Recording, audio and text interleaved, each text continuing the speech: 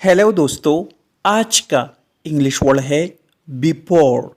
Before का क्या मतलब है, आइए सीखते हैं आज की इस छोटी सी वीडियो में।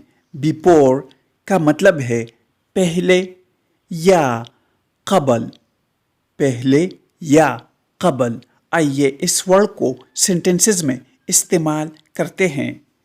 Hear twice before you speak once. एक बार बोलने से पहले दो बार सुनिए। He wake up before 5 o'clock. वो 5 बजे से पहले जागता है। दोस्तों, चैनल को सब्सक्राइब करें और वीडियो को लाइक और शेयर ज़रूर करें।